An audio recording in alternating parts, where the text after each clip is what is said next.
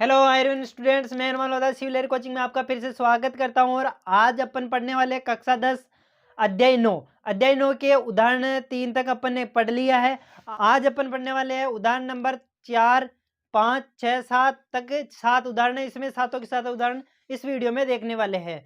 तो प्रश्न इसके बाद अपन पढ़ेंगे प्रश्नावली 9.1। 9 पॉइंट में भी 15 के समथिंग क्वेश्चन है, वो भी करने वाले हैं अगले वाले वीडियो में। तो इस वीडियो में अपन देखने वाले हैं एग्जाम्पल सातों के सातों। 3 एग्जाम्पल पिछले वाले वीडियो में देख लिया है। जिसको भी अपने सभी वीडियो चाहिए, चैनल के प्लेलिस्ट में जाके सभी वीडियो प्राप्त कर सकता है इस बुक के। ओके, तो स्टार्ट करते हैं। एक बार मैं प्रश्न लिख देता हूँ यहाँ पे। उदाहरण नंबर 4। उदाहरण नंबर 4 क्या है, एक बार मैं प्रश्न लिख देता हूँ यहाँ पे। तो उदाहरण नंबर 4 आपके सामने है। तो उदाहरण नंबर 4 यहाँ पे स्क्रीन पे दिख रहा होगा आपको।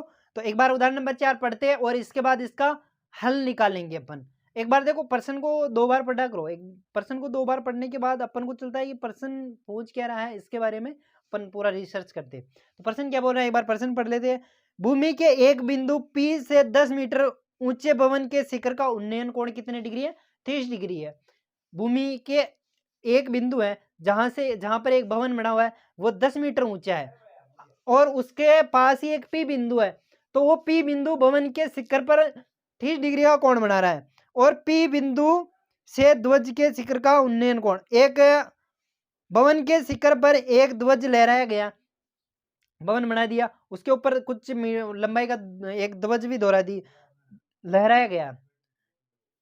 पी बिंदु से ध्वज के शिखर का उन्नयन कोण 45 डिग्री है। ध्वज दंड की लंबाई और पी बिंदु से भवन के बीच की दूरी ज्ञात करनी है। तो प्रश्न पढ़ लिया। प्रश्न पढ़ने के बाद मैंने यहाँ पे इस प्रश्न को शॉर्ट फॉर्म में भी लिखा है।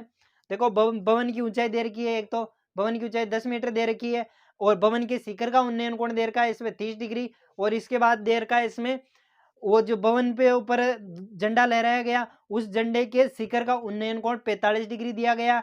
और अपन को निकालना है पी बिंदु तथा भवन के बीच की दूरी, और निकालना अपन को ध्वज कितना बड़ा है वो भी निकालना। ठीक है, तो यहाँ पे मैं डायग्राम बना देता हूं। जैसे ये कोई भवन है, इस भवन की ऊंचाई जो 10 मीटर है, ये यहां से यहां तक ये भवन है। इस भवन पे ये ध्वज लहराया गया है यहाँ पे। अब इस ध्वज की एक तो देखो, ये पी बिंदु है, इस पी बिंदु से भवन के शिखर का उन्नयन कोण 30 डिग्री दिया गया है और इस पी बिंदु से ध्वज के शिखर का उन्नयन कोण ये 45 डिग्री दिया गया है। ठीक है, अब देखो, ये तो ऊंचाई दे दी भवन की 10 मीटर। अब इसको नाम दे देते ए बी सी, और ये पी है ये, या पी क्यू आर कुछ भी दे सकते हो तुम। एबीसी दे दिया मैंने, कोई फर्क नहीं पड़ेगा। ठीक है, अब अपन को निकालनी है एक तो ये ध्वज की लंबाई, ये जो ध्वज दंड का मतलब यानी कि ध्वज जिस पे फहराया जाता है ना, उसे ध्वज दंड बोलते हैं। तो इसकी लंबाई और ये पी और सी यानी भवन तथा पी बिंदु के बीच की दूरी अपन को निकालनी है। तो वो कैसे निकालेंगे? अब देखो, ये थीटा है तो थीटा के सामने लंब होता ही है, तुम्हें पता है, और 90 डिग्री के सामने कर्ण होता ही है, और बचा जो आधार। अब अपन को पहली बात तो आधार निकालना है। तो आधार और लंब में संबंध बताने वाला फॉर्मूला कौन सा है? Tan theta. तो टेन थीटा बराबर होता है अपना लंब बटेवा आधार। टेन थीटा बराबर लगा देता हूं मैं लंब त्रिभुज एबीसी में। त्रिभुज कौन सा त्रिभुज? त्रिभुज पीसीबी में, पीसीबी में। तो इसमें लगा रहा हूं मैं टेन थीटा बराबर होता है लंब बटेवा आधार। थीटा कितना है इसमें? 30 डिग्री। तो थीटा बराबर 30 डिग्री। लंब कितना है? ये थीटा है तो इसके सामने लंब ये 10 मीटर, लंब 10 मीटर है। और आधार कितना है इसमें? पीसी। अब टेन 30 का मान क्या होता है? टेन 30 का मान होता है 1/√3, 1/वर्गमूल 3 बराबर 10/पीसी। वजर गुणा करो तो पीसी इससे गुणा होगा और ये इधर 10, पीसी बराबर आ जाएगा अपना पास, पीसी बराबर 10/3। पीसी आ गया अपने पास 10/3। पीसी बराबर 10/3 आ गया। अब देखो, अब अपन को निकालनी ये ऊंचाई। तो देखो इस ऊंचाई को निकालने के लिए तुम दो तरीके से निकाल सकते हैं इस ऊंचाई को। एक तो इसको x मान के इसका टोटल निकाल के फिर लंब बटेवा आधार बटेवा लंब वाला फॉर्मूला लगा सकते हो, या फिर इसके आधार पर तुम कुल ऊंचाई, जैसे मैं मान लेता हूँ कि मानना कि ए बी बराबर x है, ये यहां से यहां की दूरी x है और यहां से यहां की 10 है, तो टोटल दूरी कितनी हो गई 10 प्लस x। तो ए बी बराबर कितना मान लिया x, तो ए सी बराबर कितना हो गया, ए सी बराबर हो गया 10 प्लस x, और ये अपने पास आ गई 10 वर्गमूल 3 पीसी, या पीसी निकालने अपने 10 वर्गमूल 3 मीटर। तो इसमें भी टेन थीटा वाला फॉर्मूला लगा देते हैं। टेन थीटा बराबर क्या होता है, लंब बटेवा आधार। अब इसमें त्रिभुज कौन सा ले रहे हैं, त्रिभुज ले रहे हैं इसमें ए सी पी, बड़ा वाला त्रिभुज, ठीक है। तो उसमें थीटा कितना 45 डिग्री, टेन 45 बराबर लंब कितना उसमें 10 प्लस एक्स, ए सी है लंब तो 10 प्लस एक्स हो गया, बटेवा आधार है उसमें पीसी, आधार पीसी है तो पीसी कितना आया 10 प्लस वर्गमूल 10 वर्गमूल 3। और हल कर लेते हैं इसको। टेन 45 का मान 1 बराबर 10 प्लस एक्स बटेवा 10 वर्गमूल 3। इसको वज्र गुणा किया तो 10 वर्गमूल 3 बराबर 10 प्लस एक्स। संख्या को एक तरफ ले लेते हैं, तो इस 10 को इस तरफ लाया तो 10 वर्गमूल 3 माइनस 10 बराबर एक्स। तो 10 कॉमन लिया मैंने, अंदर क्या बच गया वर्गमूल 3 माइनस 1, इन दोनों में से 10 कॉमन लिया तो वर्गमूल 3 माइनस 1 बराबर एक्स। अब देखो वर्गमूल 3 का मान होता है अपने पास क्या 1.732, 1.73 ले लेना तुम, तो कोई फर्क नहीं पड़ेगा, या 732 भी ले सकते हो। वर्गमूल 3 का मान मैं यहाँ पे रख देता हूँ, तो x बराबर 10, तो ऐसा कैसा वर्गमूल 3 का मान 1.732 माइनस 1, तो ये कितना बच गया x बराबर 10 इंटू ये बच गया अपने पास 0.732। अब देखो एक जीरो, तो यहाँ पे 10 एक जीरो के बाद में लगा दो, तो x बराबर कितना आ गया 7.32। तो अपन ने ए बी कितना माना था x, तो x का मान आ गया 7.32। ठीक है, ओके। आई होप यहाँ तक बिल्कुल आपको समझ में आ गया होगा। अब इसमें जो प्रश्न पूछ रहा था उसका, अतः ध्वज दंड की लंबाई x मानी थी अपन ने, तो x का मान आ गया 7.32, तथा P बिंदु से भवन के बीच की दूरी, P बिंदु से ये भवन है, तो P बिंदु से भवन के बीच की दूरी 10 वर्गमूल 3 मीटर है। तो मैं फाइनल आंसर यहाँ पे लिख देता हूँ।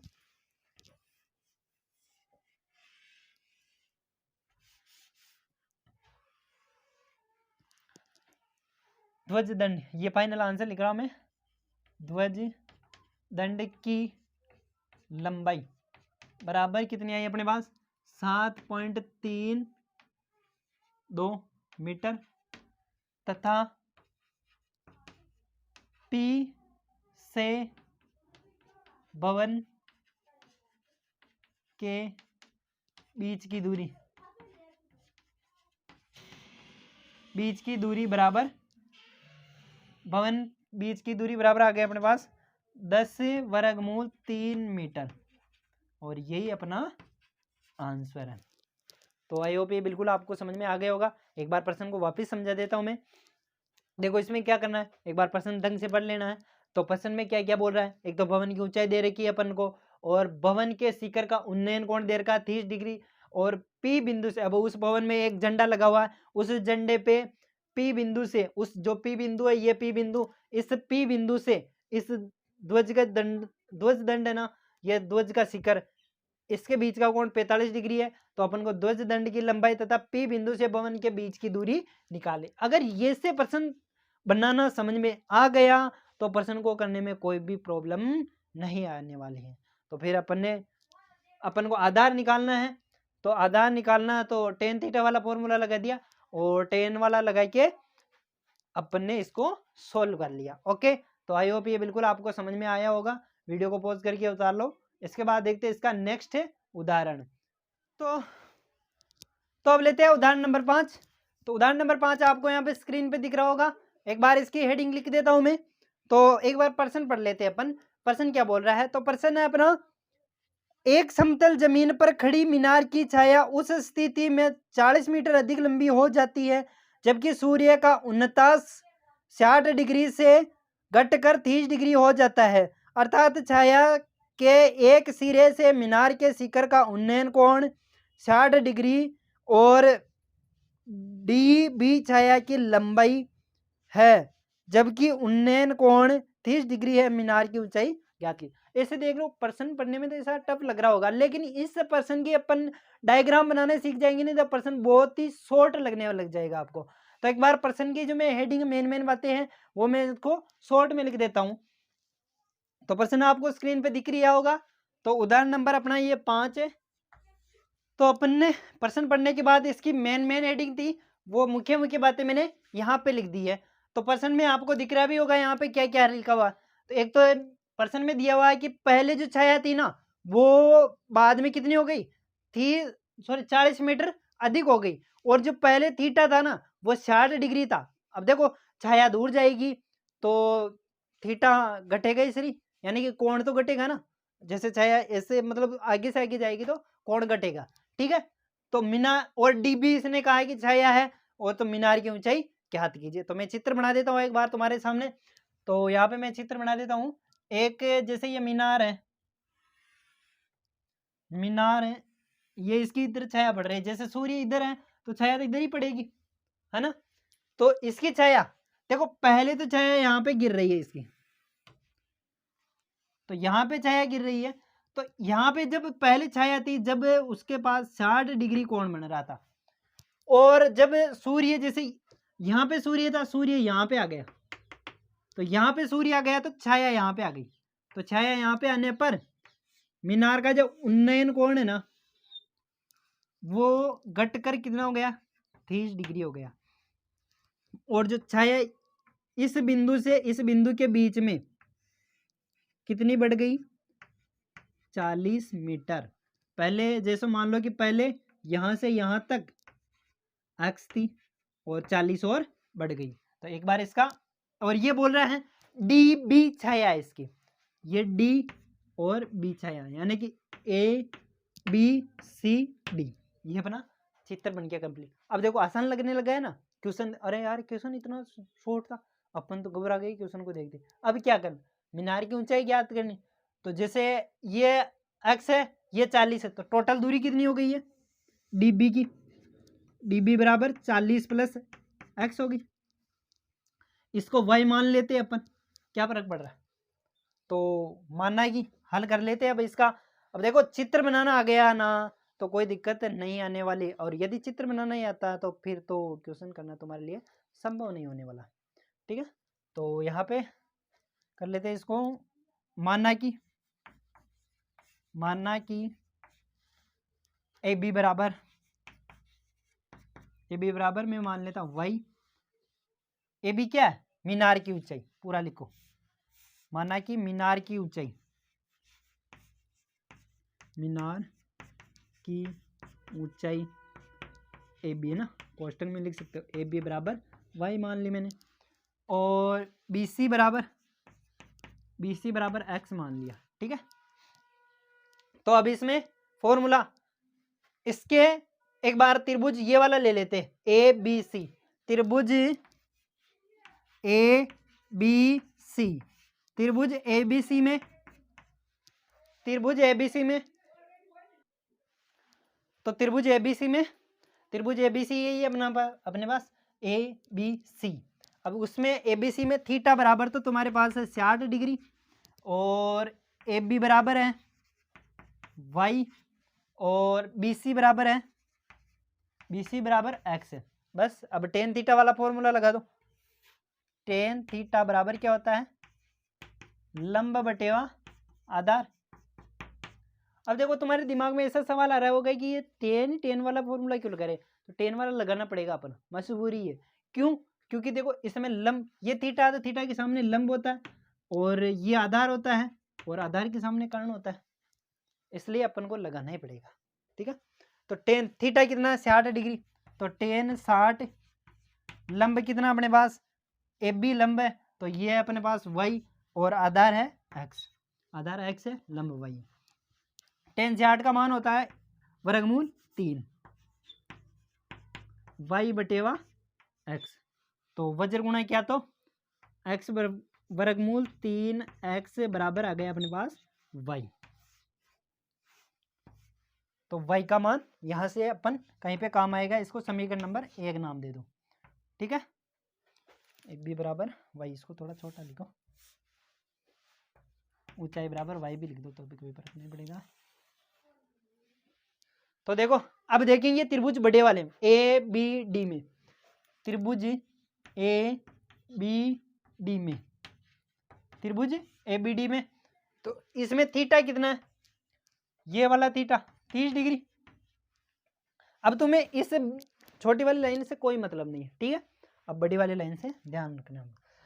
और डी बी कितना है, डी बी बराबर है 40 प्लस एक्स, और जो ए बी बराबर है ये तुम्हारे पास वाई, तो इसमें भी टेन थीटा लगा देते हैं। टेन थीटा बराबर होता है लंब बटेवा आधार। अब देखो थीटा कितना है इसमें, टेन थीटा अपने पास 30 डिग्री, आधार कितना है, लंब, पहले तो लंब देखो, लंब वाई है, वाई बटेवा आधार है अपने पास 40 प्लस एक्स, ये पूरा टोटल डी बी, ऐसा नहीं है एक्स नहीं है, क्योंकि अपन बड़ा वाला त्रिभुज ले रहे हैं तो इसमें टोटल दूरी है अपने पास, तो 40 प्लस एक्स। टेन 30 का मान 1/, वर्गमूल 3, तो टेन 30 का मान 1/, वर्गमूल 3 बराबर वाई बटेवा 40 प्लस एक्स। तो वज्र गुणा कर लो, तो ये इधर आया तो 40 प्लस एक्स, ये एक से गुणा होगा और ये इससे गुणा हुआ है तो वर्गमूल 3 वाई। समीकरण 1 से यहाँ पे y का मान रख सकते हैं, समीकरण 1 में y का मान है y बराबर वर्गमूल 3 एक्स, तो 40 प्लस एक्स बराबर y का मान रख देंगे यहाँ पे वर्गमूल 3 इंटू y का मान है अपने पास वर्गमूल 3 एक्स, वर्गमूल 3 से गुणा होगा तो कितना आएगा, तो इधर तो चल ही रहा 40 प्लस एक्स, वर्गमूल 3 को 3 से गुणा किया तो 3 और ये x, 3x हो गया, तो 40 प्लस एक्स, इस x को उधर भेज दो, x को उधर भेजा तो 3x माइनस एक्स, 3x में से एक x गया तो 2x, ये 2 गुणा में तो नीचे आते 40 के भाग में आ जाएगा, तो 40/2 बराबर x, तो x बराबर कितना आ गया अपने पास 20, x बराबर आ गया 20। और जबकि अपन को क्या चाहिए, x का मान आ गया यहाँ पे। अब बहुत सारे गलती क्या करते हैं, x का मान को जैसे कह देते हैं कि मीनार की ऊंचाई 20 मीटर है, मीनार की ऊंचाई 20 मीटर नहीं है, जबकि ये तो x का मान आया अपने, जबकि मीनार की ऊंचाई y मानी है अपन ने, y बराबर, तो समीकरण 1 से मीनार की ऊंचाई निकालेंगे, समीकरण 1 से, समीकरण 1 है अपने पास y बराबर वर्गमूल 3 एक्स, x का मान क्या आया 20, तो 20 वहां पे रख दो, तो y बराबर क्या आ गया अपने पास 20 वर्गमूल 3 मीटर। तो अतः मीनार की ऊंचाई क्या मानी अपन ने, y मानी थी, और y का मान मीनार की ऊंचाई y है, तो मीनार की ऊंचाई कितनी आ गई 20 वर्गमूल 3 मीटर, और यही अपना आंसर है। तो अतः मीनार की ऊंचाई 20 वर्गमूल 3 मीटर है। और ये अपना फाइनल आंसर, अतः मीनार की ऊंचाई 20 वर्गमूल 3 मीटर है। ये अपना फाइनल आंसर हो गया। तो आई होप ये बिल्कुल आपको समझ में आया होगा, और एक दो बार इसका रिवीजन करना, रिवीजन करने के बाद आपको ये बिल्कुल क्लियर हो जाएगा। ओके, तो एक बार मैं वापस समझा देता हूँ इसको। तो इस प्रश्न में क्या क्या करना है, प्रश्न देख लो एक बार, और प्रश्न देखने के बाद इसमें मीनार एक छाया दी हुई थी। अब देखो छाया पहले यहाँ तक थी, उस 40 मीटर अधिक वृद्धि हो गई, उसमें वृद्धि होने के बाद अपन ने जो दो त्रिभुज बने, एक बड़ा वाला एक छोटा वाला, दोनों में टेन थीटा वाला फॉर्मूला लगाया और आंसर निकाल लिया। ओके, तो मीनार और दोनों की ऊंचाई निकाल ली अपन ने। अब लेते हैं इसके बाद इसका नेक्स्ट एग्जाम्पल, एग्जाम्पल नंबर 6। तो अब लेते हैं एग्जाम्पल नंबर 6। तो एग्जाम्पल नंबर 6 क्या है उसको पढ़ते हैं अपन, और पढ़ने के बाद इसको हल करते हैं। तो आपको स्क्रीन पे यहाँ पे दिख रहा होगा एग्जाम्पल नंबर 6। तो देखो, एक बहुमंजिल भवन के शिखर से देखने पर 8 मीटर ऊंचे भवन के शिखर का उन्नयन कोण और तल के अवनमन कोण क्रमशः 30 डिग्री और 45 डिग्री है। बहुमंजिल भवन की ऊंचाई ज्ञात कीजिए और दोनों भवनों के बीच की दूरी ज्ञात करनी। यानी कि प्रश्न क्या बोल रहा है, एक भवन है, भवन है, उस भवन से कोई लड़की या कोई भी प्रेक्षक देख रहा है, तो उसी भवन के सामने एक भवन और है। जैसे ये भवन ऊंचा है, ये भवन नीचा है, तो इस भवन से देख रहा है, तो इस भवन के शिखर का तथा इस भवन के जो मूल बिंदु यानी कि नीचे का आधार बिंदु का अवनमन कोण, यानी कि यहां से कोण दिया हो।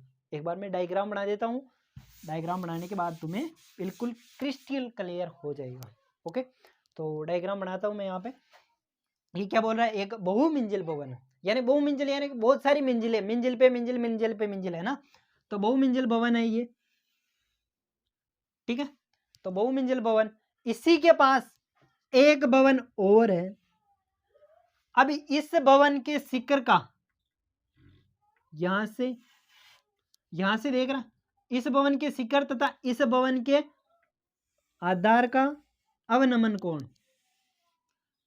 अब यहां से देख रहा तो इसकी क्षैतिज रेखा होगी, ये वाली होगी, तो ये वाली होगी, तो ये तो उसने दे रखी है 30 डिग्री, और जो आधार को देख रहा है ये दे रखी है उसने 45 डिग्री, ठीक है।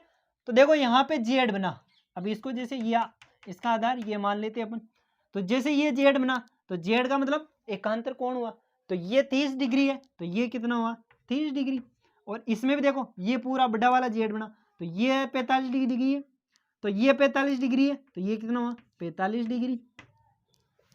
तो ये था अपना प्रश्न, और इस भवन की ऊंचाई तो दे रखी है 8 मीटर। जब ये ऊंचाई 8 मीटर है तो ये कितनी होगी, ये भी 8 मीटर होगी, आयत बना है, तो ये कितनी होगी 8 मीटर। ये बहुमंजिला भवन है और ये छोटा भवन, ठीक है। अब इसको ABC नाम दे लेते हैं, तो कोई भी नाम दे लो, तुम्हारे हिसाब से अलग भी दे सकते हो, मैं ABC दूंगा, ABCD और ये ABCDE। ओके, तो ये नाम दे दिए अपन ने, और चित्र भी अपना बनके तैयार हो गया। अब तो पहले, अब ये पूछ रहा है कि बहुमंजिल भवन की ऊंचाई यानी कि AC ज्ञात करना। AC बराबर AB प्लस BC है अपने पास, यानी कि अब एक बार मैं प्रश्न को थोड़ा शॉर्ट लिख देता हूं, तो एक बार प्रश्न को थोड़ा मैं शॉर्ट ट्रिक में मतलब शॉर्ट भाषा में लिख देता हूं ताकि आपको समझ में आ जाए। तो प्रश्न को देख के अपन ने एक डायग्राम तो बना लिया है। अब डायग्राम बनाने के बाद अपन को एक तो ये AC निकालनी है, ठीक है, मेन बात तो मुद्दा यहाँ पे। तो देखो डायरेक्ट आंसर पे चलते हैं, इसमें क्या है मेन कुछ भी नहीं है। तो त्रिभुज ABE में, त्रिभुज ABE में, त्रिभुज ABE में, अब इसमें जैसे ये थीटा है तो थीटा के सामने ये लंब होता ही है और ये आधार है। अब इसने ये 8 मीटर तो इसको तो छोड़ ही दो, ठीक है। और मैं जैसे मान लेता हूं कि AB बराबर x है, AB बराबर x मान ली मैंने, AB बराबर x मान लिया, और इसमें BE या छोड़ दो, इसको नहीं भी मानो तो भी कोई दिक्कत नहीं है, एक बार मान लो, ठीक है। BE को y मान लो, BE को y मान लो। जब ये BE y है तो ये भी तो वापस से आयत बना, तो ये सम्मुख भुजा सामने, ये y है तो ये भी y है और ये x मान ही लिए अपन ने। ठीक है, अब देखो यहाँ पे तुम इसका कोई मतलब नहीं है। अब इससे जो अवनमन कोण था उससे अपन ने ये कोण ज्ञात कर लिए थे, इन रेखाओं का कोई मतलब नहीं। ठीक है, इनका कोई मतलब नहीं है। तो देखो, और थीटा उसमें कितना है, 30 डिग्री। अब बस वो फॉर्मूला लगा देते, टेन थीटा बराबर लंब बटेवा आधार। टेन थीटा कितना है इसमें, 30 डिग्री, तो टेन 30 हो जाएगा। लंब कितना है, x माना अपन ने, और आधार है इसमें y। टेन 30 का मान होता है 1/, वर्गमूल 3 x बटेवा y हो गया। इसको वज्र गुणा किया तो ये तो y बराबर क्या आ गया, वर्गमूल 3x, वर्गमूल 3x आ गया y का मान। इसको समीकरण नंबर 1 भी दे सकते हो तुम। अब देखो अगले वाले त्रिभुज, बड़े वाले त्रिभुज में देखो, इस त्रिभुज में, त्रिभुज ए सी डी में, त्रिभुज ए सी डी में, त्रिभुज ए सी डी में, इसमें लंब कितना है, लंब AC, लंब बराबर, लंब बोले तो AC, यानी कि ये कितना है, यहां से यहां तक x है, यहां से यहां तक 8 है, तो टोटल कितना हो गया, 8 प्लस x, 8 प्लस x। पिछले वाला क्वेश्चन के जैसा का जैसा है। और आधार, आधार इसमें क्या है, DC बराबर कितना है, y, और थीटा बराबर इसमें देर का है 45 डिग्री, थीटा बराबर 45 डिग्री। अब लगा दो इसमें भी टेन थीटा वाला, टेन थीटा बराबर, टेन थीटा बराबर लंब बटेवा आधार। तो इसमें लंब कितना है अपने पास, टेन थीटा बराबर वाला, ये DC x नहीं, तो टेन थीटा बराबर क्या होता है, लंब बटेवा आधार, लंब बटेवा आधार। थीटा का मान अपने पास 45 डिग्री, टेन 45, लंब कितना अपने पास AC, यानी कि 8 प्लस x बटेवा DC, आधार है y। टेन 45 का मान, टेन 45 का मान 1 होता है, तो टेन 45 का मान 1 हो गया। ये इधर 8 प्लस x बराबर y बटेवा y, वज्र गुणा किया तो y बराबर क्या आ गया, 8 प्लस x। तो यहां से y का मान यहां पे रख दो, तो समीकरण 1 से,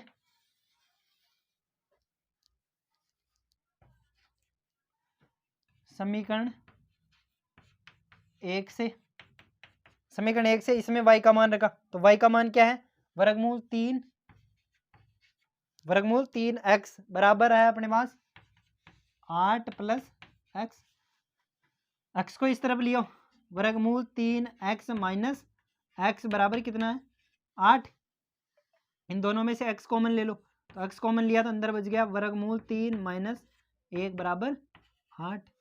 तो x बराबर क्या आ गया अपने पास, 8 बटेवा वर्गमूल 3 माइनस 1।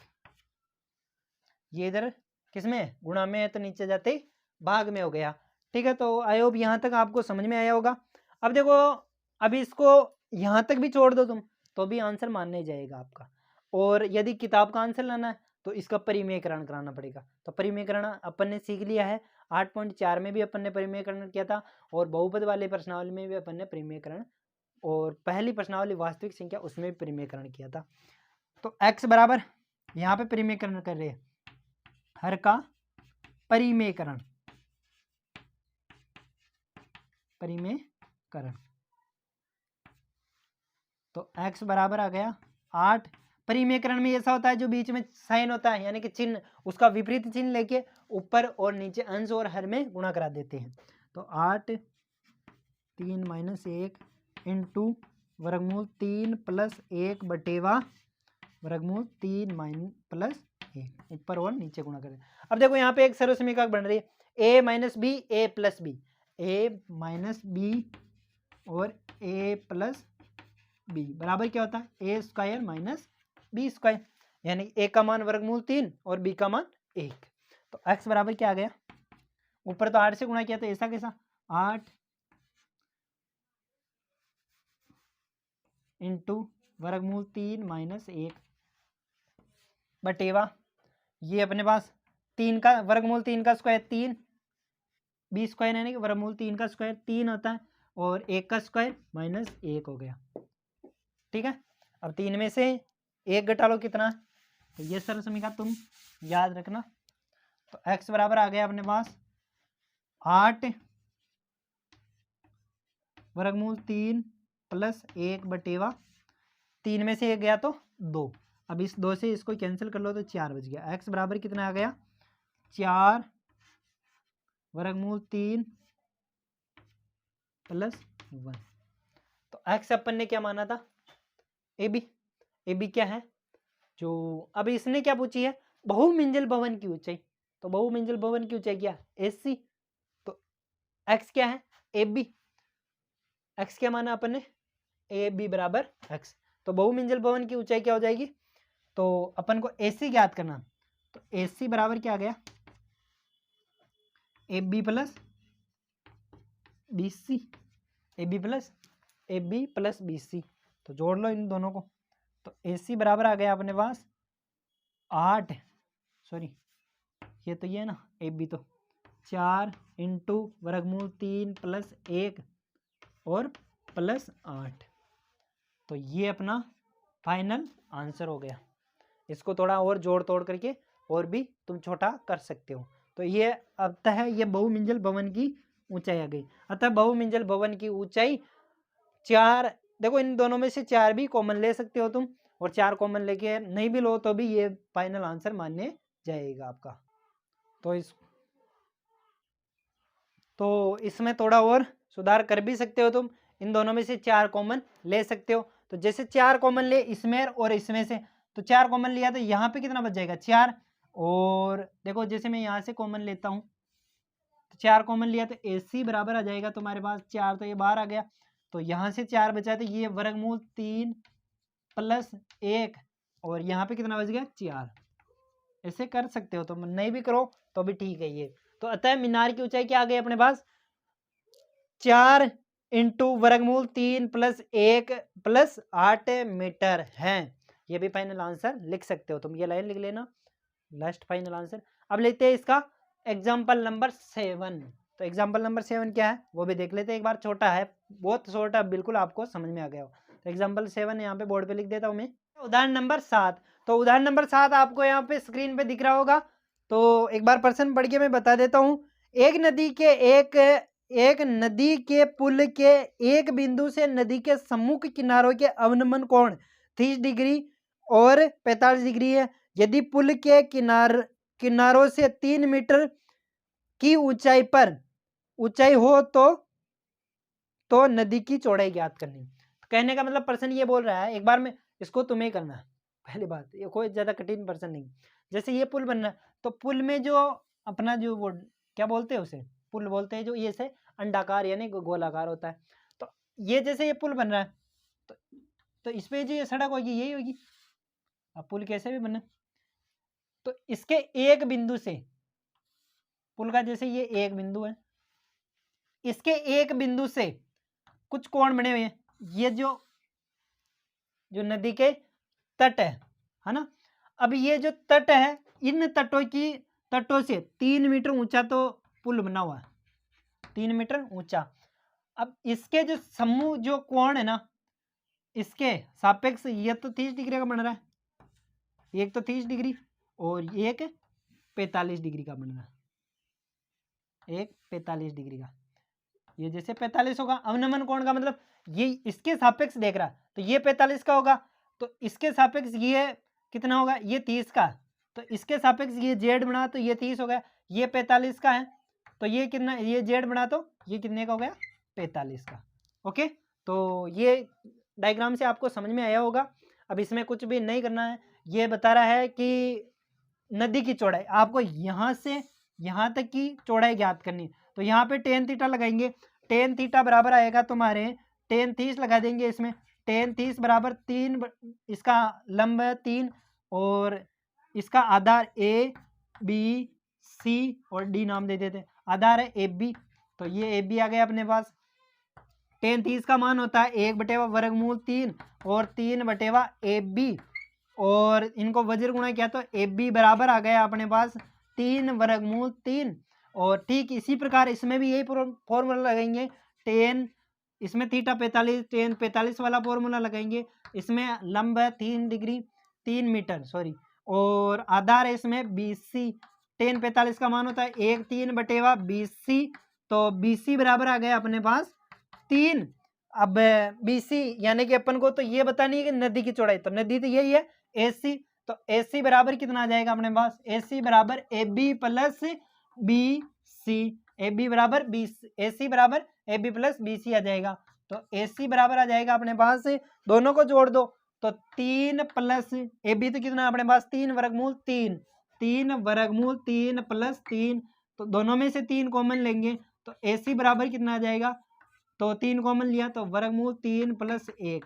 तो जो नदी की जो चौड़ाई है, तो नदी की चौड़ाई है अपने पास 3 इंटू वर्गमूल 3 प्लस 1 आएगी। तो इस प्रकार आपको ये एग्जाम्पल आपको ही करना है पूरा हेडिंग के साथ। इतने क्वेश्चन कर लिए अपन ने, तो अब आपको समझ में आ जाएगी। तो आई होप ये बिल्कुल आपको ये जो एग्जाम्पल है चारों के चारों एग्जाम्पल समझ में आए होंगे। अब देखने वाले इसके नेक्स्ट वीडियो में प्रश्नावली 9.1। ओके।